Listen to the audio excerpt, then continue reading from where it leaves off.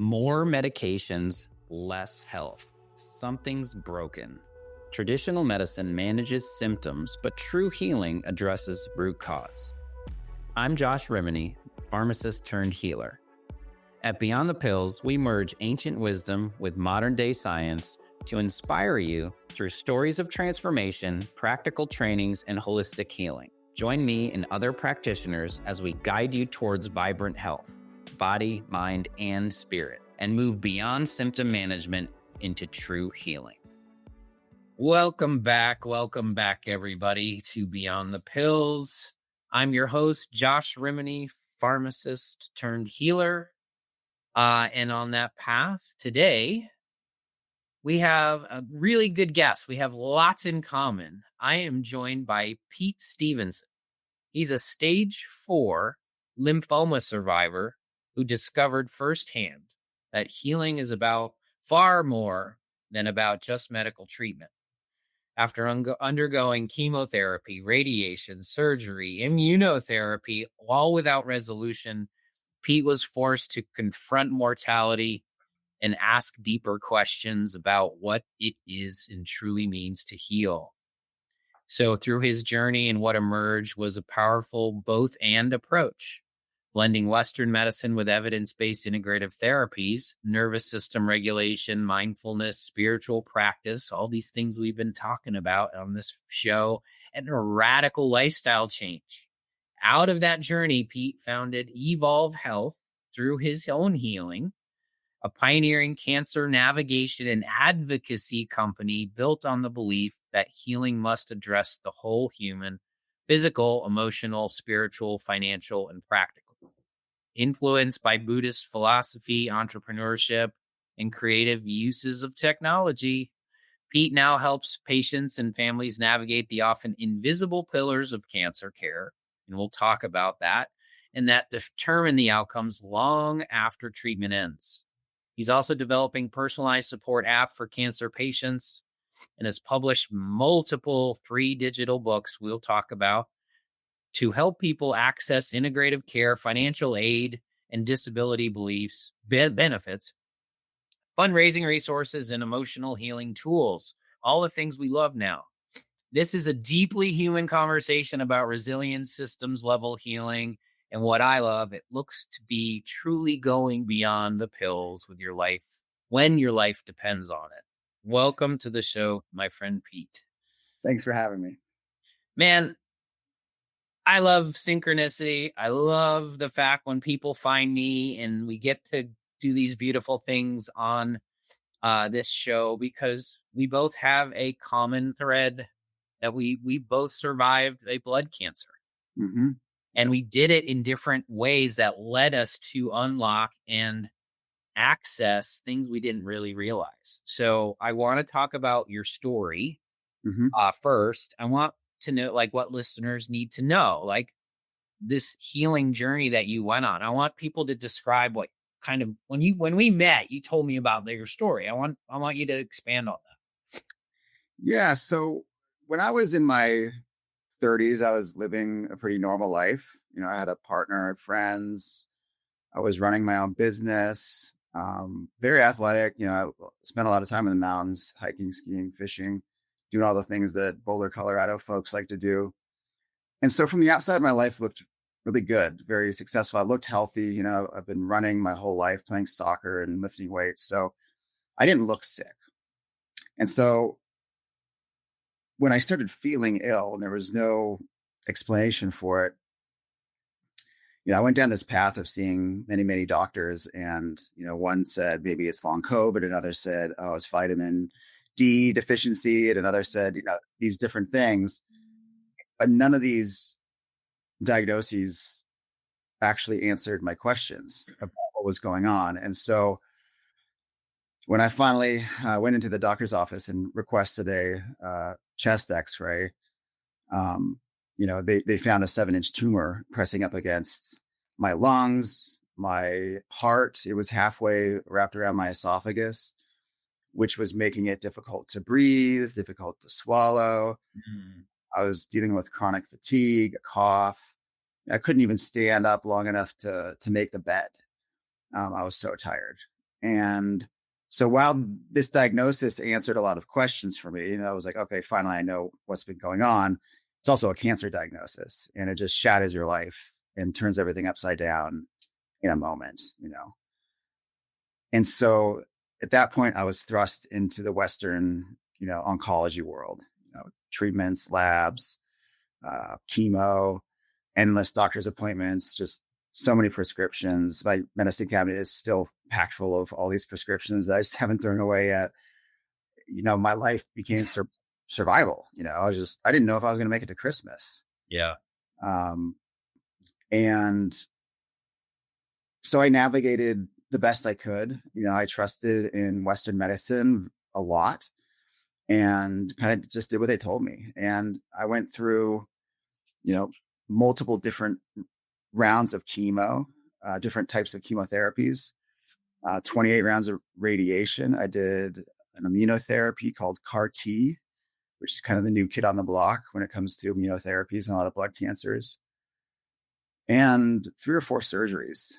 I'm missing ribs because they couldn't go down through my esophagus because it was too plugged up with inflammation in the tumor. So they just, every time they went into my chest to look around, they had to take out another rib. Oh, yes. Lots of leftovers from cancer. And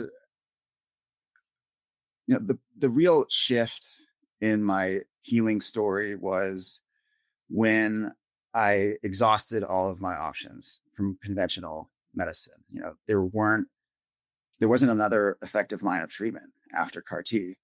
And so I was facing clinical trials or just living as long as I could, as happily as I could. And it was in that moment that I realized that something needed to change, and I needed to do something different to heal.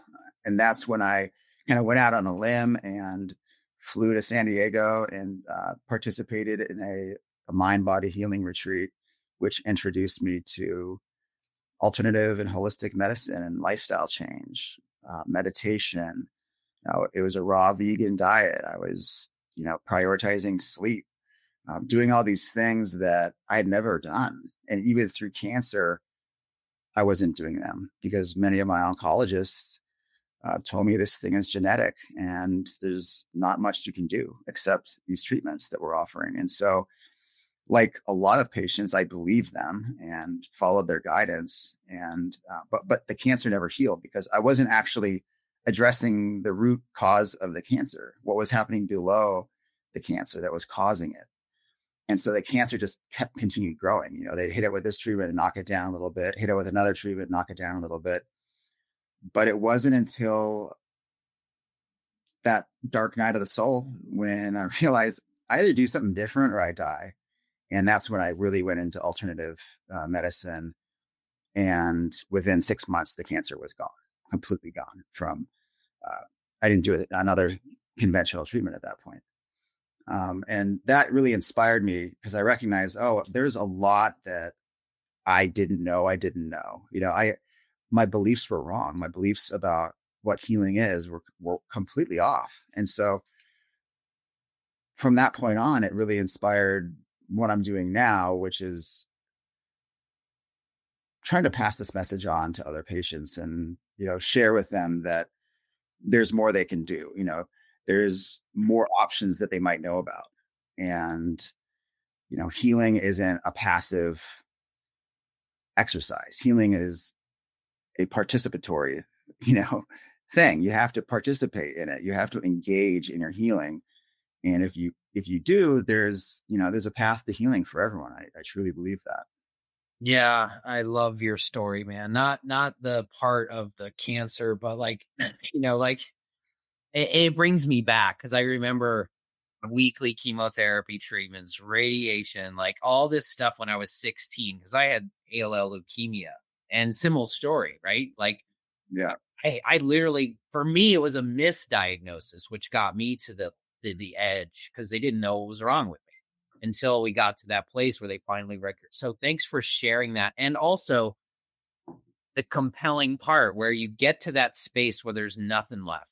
Yeah. You're like, and I had this conversation with someone on another recent podcast where it was just like, you get to that place where you've exhausted everything in our Western world has to offer, even the biologicals. You went all the way to the immune drip, right? The brand new stuff, the cutting edge, cutting edge, right? And then I love this because it's the ancient wisdom comes back into the modern science, and you're like, mind body medicine, meditation, sleep, prioritizing sleep, getting really, really structured with your diet, like giving no excuse for cancer to be there. Yeah. Right.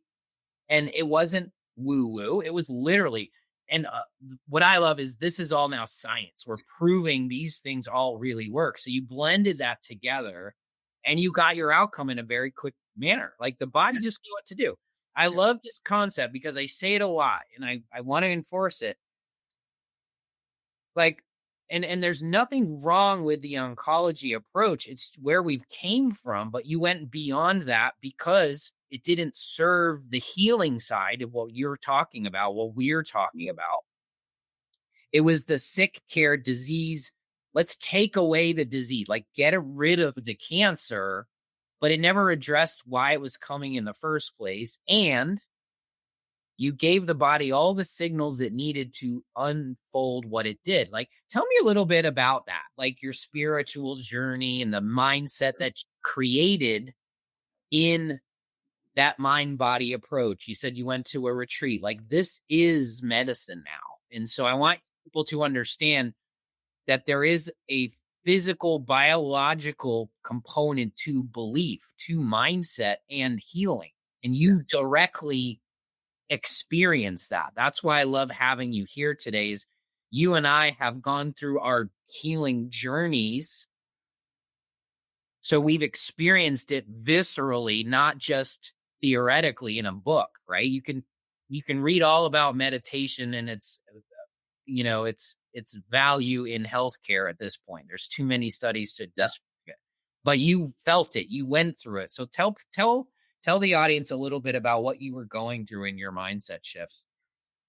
Yeah. So you mentioned how important belief is and how it can actually have a biological impact. And in Western science, we call this the placebo effect, right? It's known, it's studied, it's tested. It's not even disputed that if you believe that you're healing, many times, if not most times, your body will do something. It's hard we don't quite understand what's happening there, but our bodies will heal. It will have a direct impact on our physiology, right? And so I just wanted to start with that because it's important to remember, throughout this process when you're talking about the changes you can make mentally and emotionally around healing. It's literally thought can make you well, period. Like the placebo effect is real. We've studied it. In fact, we try to wash it out that 30% of people get better off nothing. Let's wash that out so we can prove the drug does something. Yeah. That's what I do. That's what I love. And I'm a classically trained pharmacist. I know what the placebo effect is actually, but I nurture the placebo effect where pharma washes it out. Yes. Like, why not nurture 30% of people can get better off a belief? Yeah. So bring it up. Like, it's so fun to, to listen to that and to hear it in real world. Yes. Yes. People would often ask, what's making a difference and what's not, and how do you know? And I would say it doesn't really matter to me. It's working, right? Healing matters. Yes. The outcome matters. How you? Yes. I have this conversation all the time. They're like, I literally talked about this today in our other episode we were recording, but it was like, I don't care how you get well if you get well, and if you did that on your own, great. Like, if you did that with your belief system and your thought, is medicine.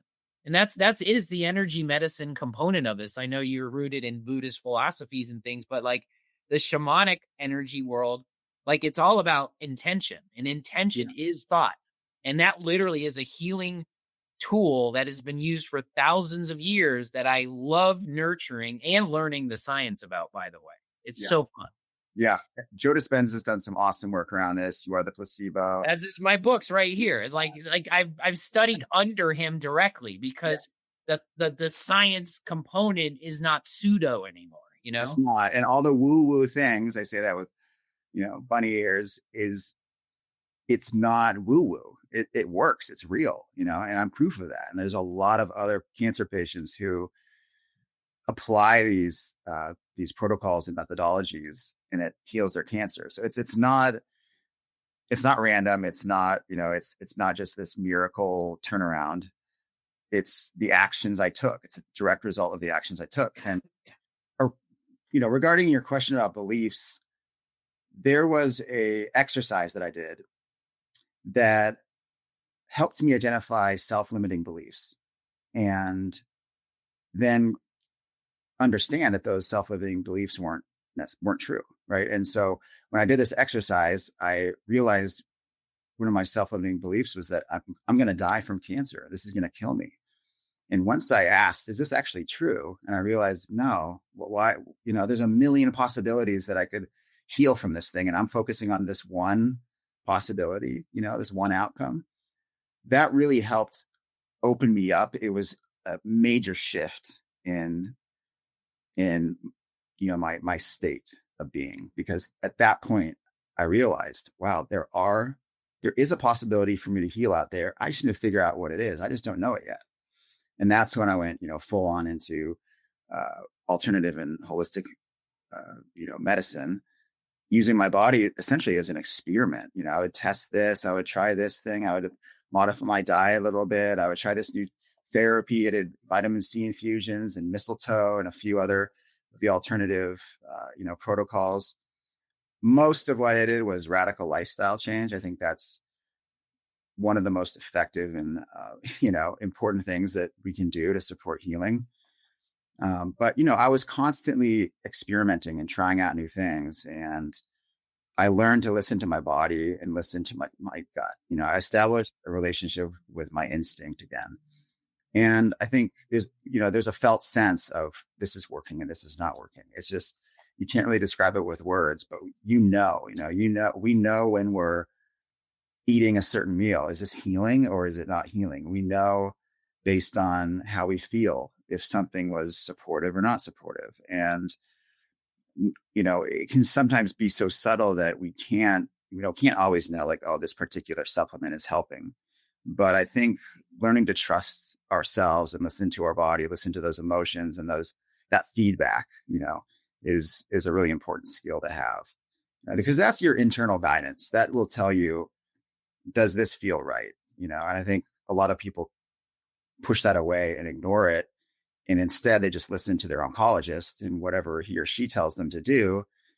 And even if it doesn't feel quite right, they're so, when you get diagnosed, it's terrifying.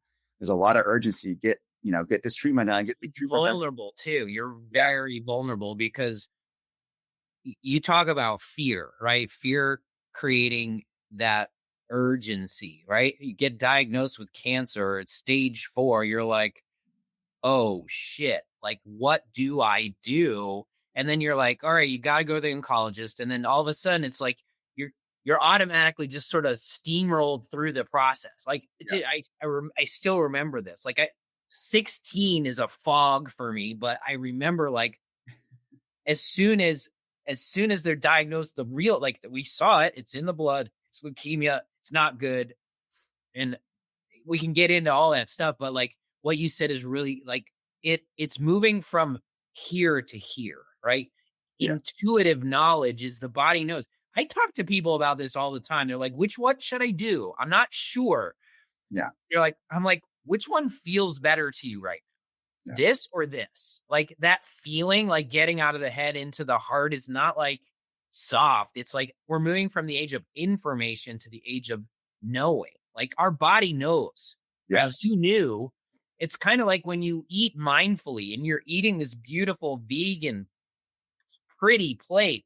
and you just know that what you're putting in is good nutrients and good information. So thank you for bringing that part into it, like the intuitive nature that we all have inside us. We just sort of forgot about it because we haven't been able to hear it, right? Our mind is so beautiful, but it's also stemming into the high beta, and doing the things we're doing is like, oh, I got to do this. I got to do what, who, what, it's like, no, like what, resetting your nervous system, getting centered.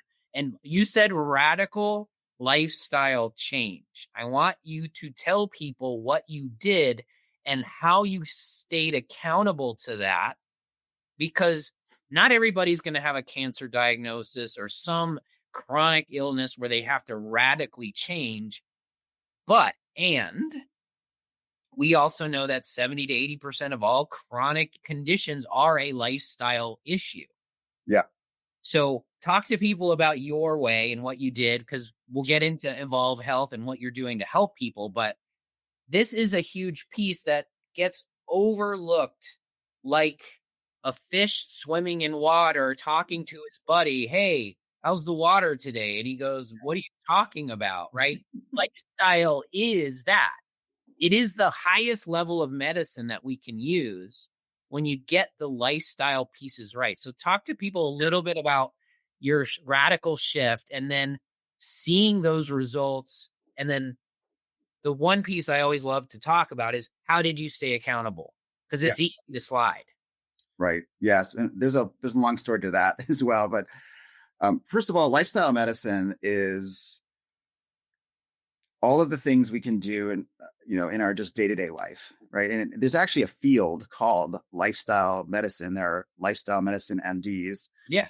It's very, it's studied. It's not, it's not woo. No, it's a certification. Like I talked to a lifestyle medicine certified physician yesterday. Yeah. Yep. Yeah. It's a well understood space in the healing world, and so what it means is, your food, your exercise, how you move your body, your mental and emotional state, your sleep, what are you ingesting, not just in terms of food, but, news and media and things like that. So it covers all of these aspects of living that make a huge difference for us to heal. And what it looked like for me when I said radical lifestyle change is I changed every aspect of my life, like everything, my mindset, my beliefs, but also how I lived. I quit my job so I could focus on healing, because that was a major source of stress. I was running a data analytics consulting firm, and I was just grinding all the time. And so I quit my job and focused on healing, focused on reducing sources of stress and working on my nervous system, because the nervous system is such an important part of our healing process and our immune system's ability to function properly. I slept as much as I could. Like, sleeping became a thing for me that I prioritized. It was very important. Everything I ate and drank was healing. There's nothing I put into my body that didn't have some healing component to it. The nutrients, the hydration, gut health and digestion. I got a therapist and started talking about my trauma and all the reasons that I was behaving like I was that created these conditions in which cancer took root. Why was I a workaholic? And why was I using substance to help cope with my stress and my fatigue? Why was I not listening to my body and just pushing through fatigue for 2 decades? All of these aspects of my life, I had to just understand and relearn. And the way I stayed accountable is I had a lot of motivation. Let's just start with that. Like, it was life or death. So at that point, I was like, I got to do this stuff. Otherwise, I'm not going to make it. So I had a lot of, motivation. The way I stayed accountable beyond that was I just eliminated everything from my house that could lead me astray. There wasn't a single processed piece of food in my home. Every product that my wife and I bought was non-toxic, no perfumes, no scents. I was very careful about what was in the environment, no Glade plugins and, Tide, laundry detergent, these kinds of things. And I just created an environment that was conducive to healing where I didn't have to make lots of choices all the time and like go into that tug of war. Oh, should I eat, these cookies that are in the cabinet or not? I didn't even have cookies in the cabinet. So that wasn't an option. And that helped a lot, and my wife was incredibly supportive too.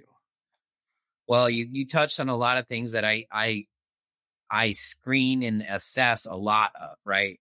First thing first is like, I call it clean eating and clean living. Like take away the bad stuff. Like the first thing you do if you want to eat right is clean out the pantry. Like that's it. It literally is like get rid of the junk. So it's not even there. There's not even like, cause it takes effort to put on shoes, drive to the store and buy like you won't make that decision if you don't have to. Right. So I loved that. That's a perfect one. And then of course, having a support system around you. Yeah. So important, which brings us to where you are like today, like the Evolve Health, your personal healing journey, it evolved into the creation of Evolve Health, right? And giving people access. So talk to people about the evolution of that and where it is today. Yeah, I learned through this experience that there was a lot I didn't know. There's a lot out there that can support healing, and I had no idea about it. And this inspired a lot of research. And as I started looking out, and better understanding this landscape of healing and all the different modalities and approaches, that informed kind of my approach around, physical healing and treatment. What I also noticed in my experience was that there's huge lack of support when you get diagnosed. And no one comes down and sits down with you and gives you a roadmap and says, okay, here's what's going to happen. And also here are all of your options, right? Here are your options for supporting healing and quality of life. Here are your options for financial support, all these grants and copay assistance programs and, emergency funding. Here's all your options for practical support. There's free house cleaning, rides to treatments, free hotels and airplane tickets. All these different types of support are incredibly important. And so we need to focus, of course, on our diet and body movement and supporting healing in all these different ways. But we also need to make sure that we have a stable foundation. Yeah.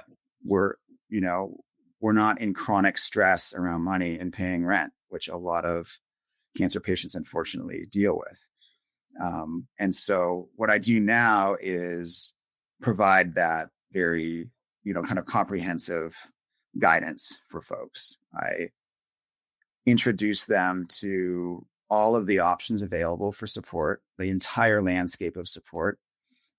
There's thousands of organizations offering grants. There's organizations offering all kinds of support services, pro bono attorneys, pro bono therapists. I mean, there's a little bit of everything out there. You just have to know where to look. So a lot of the resources I've created show people where to look, and, I would say the other main thing I do is show people that there is a possibility for them to heal, no matter how dire it might feel or how hopeless you are. There's I truly believe that everybody has the opportunity to heal. They just need to figure out what their unique message is, right? You got to unlock the codes. Yeah. And those codes are unique to every single person because we're all unique. But what I feel and what you've been describing is the same. Is like, but the formula is relatively the same, right? You have to treat the body right. You have to get in the right mindset. You have to, I love how you brought in like legal, logistical, financial, emotional, because all of those pieces in your experience and my experience and in many experiences of people going through life-threatening conditions like cancer, especially when they're in that stage of severity, is there's nothing wrong with the sick care system. They're so entrenched in keeping you alive. Mm-hmm. In other words, not dead, right? They're trying to make you not dead So Yeah. all those other pieces that you and I are talking about right now that are so critical to the healing path and the aftermath, right? Like treating your body right during treatment and getting the body all the resources it needs to do what it needs, whether it's complementary or traditional, is so critical in the moment. But I've experienced this too. I love the stuff you're doing around this because the aftermath is also important. Like, what do you do after cancer? Right? It's like, oh, I treated you. You either got sick, you either got well or didn't, and then you're gone. Like the healing, well care model is also critically important. Like to understand, hey, we also want to make sure that there is no possibility. Like I love how you're talking because I talk like we're talking possibility, right? Yes. So we Yes. also want to make sure that we are focusing on the greater chances and possibilities where that stuff ain't coming back, Yep. giving the body the right tools and the right environment. Because we now know when I went through therapy, that we didn't know this, but we now know epigenetics is a real thing. 95% of our genes are dictated by the environment itself. And so I love that you have this advocacy for people to uncover these. I didn't realize half of this stuff you were saying was available, like Yeah. financial support and logistical support and getting to your appointments, and all these things are super critical. Yeah. So I love that you're bringing light to this. Yeah. Yeah. Western oncology is really good at killing cancer cells, but it's not great at addressing, their circumstances, the conditions and the causes, the underlying, component. And a lot of people think, well, I got diagnosed with cancer. This just started, or this just started when the tumor started growing. No. But really, my cancer started growing 20 years ago. When I started learning these habits and behaviors that weren't supporting health, and I wasn't learning, I didn't have good information about, a healthy diet. And no one ever told me how important sleep is. My perspective for a long time was sleep when you're dead. I'm going to work as much as I can. Well, that's the mantra of the entrepreneur, right? It's like, oh, I'll sleep when I'm dead. I've said it too. And it's like, no. It's the number one, the number two, and the number three longevity tool. Exactly. So I think, yeah. So people think they get the diagnosis at the beginning, but when you look back, there's 2, 3, 4 decades of behaviors and beliefs and things that accumulate over time. And when you finally start seeing the symptoms, which is the chronic disease, the chronic illness that comes up, that's just your body saying, hey, you really need to deal with this right now. Like you got to get on, you got to get on track. My wife is a integrative healer, and she always says the body is the last messenger of the soul. And if you're not able to make these changes proactively, eventually your body will tell you in symptoms, pain, chronic illness. And so what I did is I was able to shift my relationship with my cancer away from like, oh, why me, towards, okay, this is a wake-up call. This is information. Like this is the universe telling me that I need to make some real changes. And if I don't, then I'm not going to make it, and I was able to listen. And I was very lucky that I had friends and my wife who were already open to these practices. And I was able to find an amazing integrative oncologist who's trained in Eastern and Western medicine. And he's wonderful at providing kind of the middle path, and saying, oh, no, you should do treatment now, or let's try some other things first. And then, if that doesn't work, we'll go into that treatment, So, I was able to create, this support system eventually that really allowed me to heal and ensure that I had the information, the guidance, that was accurate. Love it. And I firmly know it. I believe it. I know it in my heart. Like what you are describing is sort of what I believe the template for the healthcare of the future, right? It's not something on the outside diagnosing, telling you what's wrong and prescribing a drug or a plan. It's this empowerment we take from ourselves to heal in our journey. I love that you brought up the body, like the body's the last part, right? That's the end result of the soul just telling you, hey, dude, you got to take it.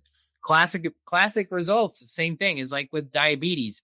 When you are actually, like insulin resistant, there's a lot of things that have happened over time to get you to that place, which is why when you get to those markers, it's kind of in the place of, I don't think it's too late. I think you can reverse this all the time and do it in 13 weeks with food, medicine, lifestyle.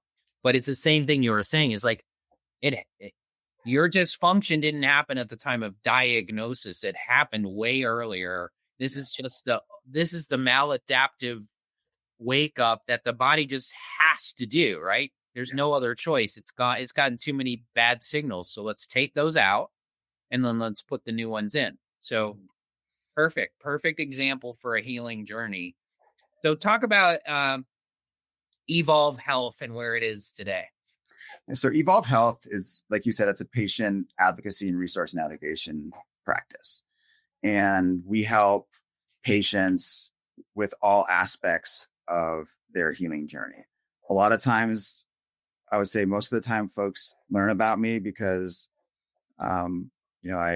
I can help them find grants. And a lot of people are really stressed about money. And, they come to me looking for help getting access to grants, or we help patients apply for and win disability benefits and these kinds of things.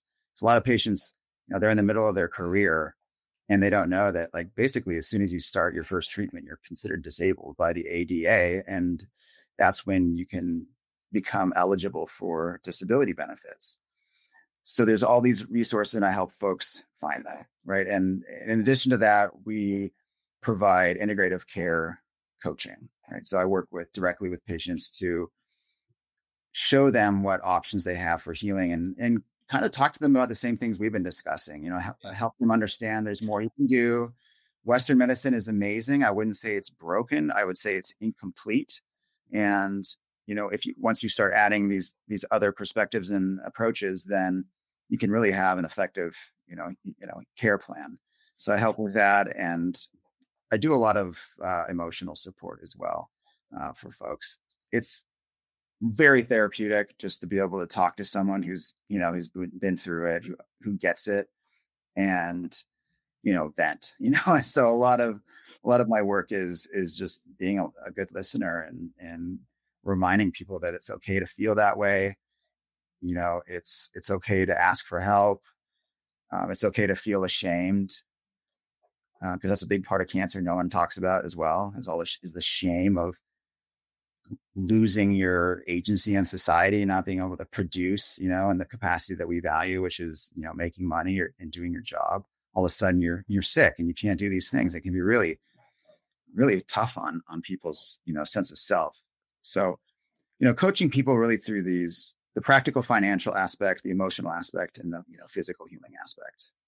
I love it. And you're doing it through your experience, which is the key to, it's not a requirement, right? But it's so impactful why you can sit there in a room or in a Zoom room and look someone in the eyes that's going through something similar, that you've gone through the experience. There's an empathy exchange, and it's way beyond the physical. It's in the energetics of it. And I'm in that same boat. For some reason, people find like they attract to me somehow. Like I just find someone, they're like, what, I'm going through melanoma and I need something different than what I'm hearing. And I'm like, you're here for a reason, because we're brothers. We've gone through this journey, and now there's an empathy on both sides, right? Like, how much do you want to pour into these people too, Pete? It's like so easy for you, right? For me, it's like, totally. It lights me up. It's not work. It's like, I can see them from that perspective, not from a pity or anything like that, because Dude, when I was going through chemo and radiation at 16 in high school, right? I was not the typical high schooler, going through their sports journey. I wearing a hat. I had no freaking hair.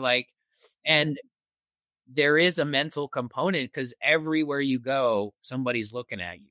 Yeah. Like you're sick. Like they look at you like you're sick, which is kind of like, but then I had my support network. I had all the tools. Like you and I kind of done it through our experience, but now it's like, oh, there's an actual formula here. Let's teach this to people. Let's advocate for them, and let's do it with the highest intention and purpose and love. Yeah. So love that.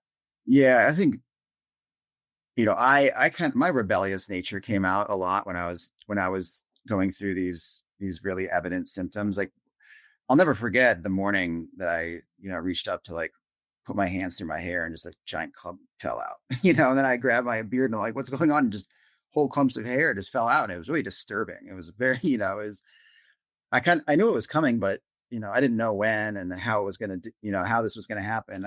Immediately I was just like, I'm going to go shave my head. And I went to the gym and I just like worked out as hard as I could with, a shaved head. And, kind of, it was very freeing for me, Yeah. I was just like, this is who I am. This is what I'm dealing with. And at that point, I also became really open about it. I started talking about it a lot. Like, you're in the grocery store and you're looking at all the alternative sugars, right? And then someone else walks up, because you want to find the, stevia leaf and wheat leaf, and there's people, and I would strike up conversations and be like, what are you looking for and why? And like, I would find cancer patients all the time in the grocery store. We're looking at the same, health foods and things like that. And it was very healing to have that conversation with people. So where do people go? Website is Evolve Health. It's EVOLVV health.com. Yep. Right. Yep. That's the homepage. And I would start by going to the resources section. You'll see a link in the top.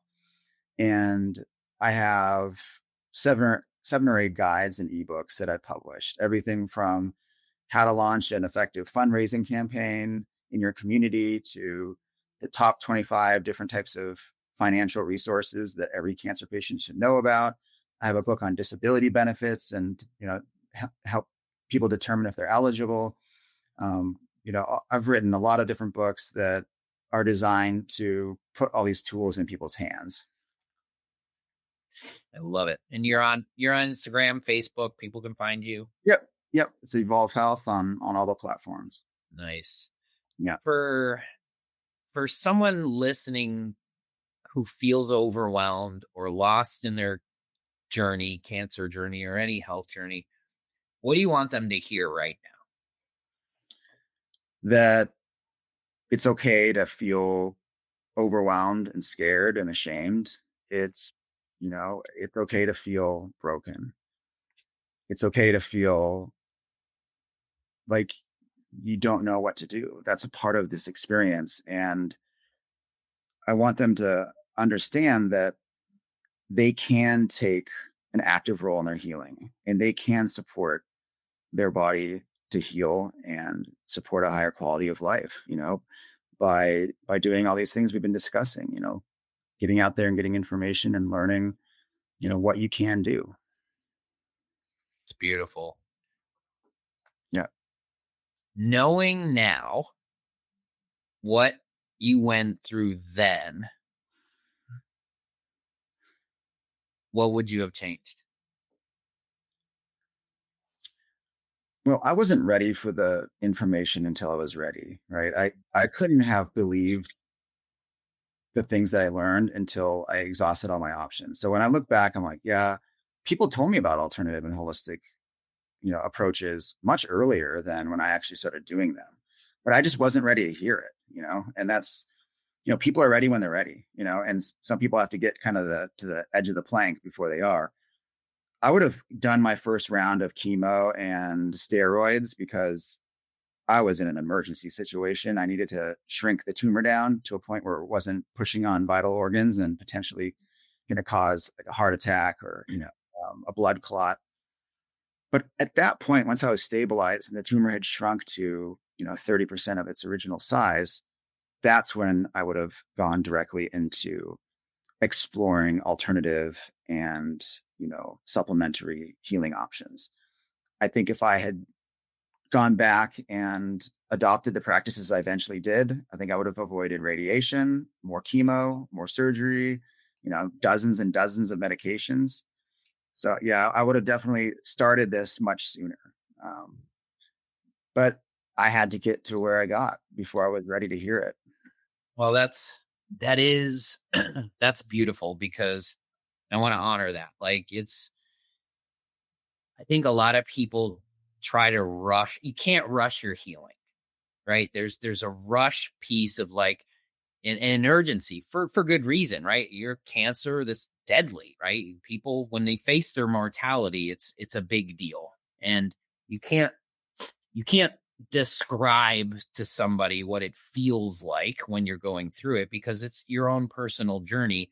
And I love that you brought that up, because such a simple and nuanced thing to say, but it is so true. Like, some people aren't ready to hear what they need to hear at the moment they hear it. It's part of that divine timing of the journey. And unfortunately, a lot of the times people have to get to that end point before they surrender completely to move through this stuff. Because I think kind of that's how some of the universe works, right? It's just like, it gets you to that place where it'll get you to where you need to go. And sometimes it's going to, like, I think, thinking back in my own journey, is like, the signs were there, but I didn't see it. It's like the universe was teaching me these things along the way, and it will continue to teach you until you learn from that, And so I'm glad that you brought that up, because it's something that you have to experience in the way that everyone has to experience it. And when you're ready, you're ready. Yeah. And that's beautiful. So thank you for bringing that to light, and your true beyond the pills story here. Like, this is great. Love swapping and sharing these experiences with people, and giving something back after your journey. That is my essence. The shamanic or the wounded healer's journey is like, you go through your own rebirth, literally, but now you're here.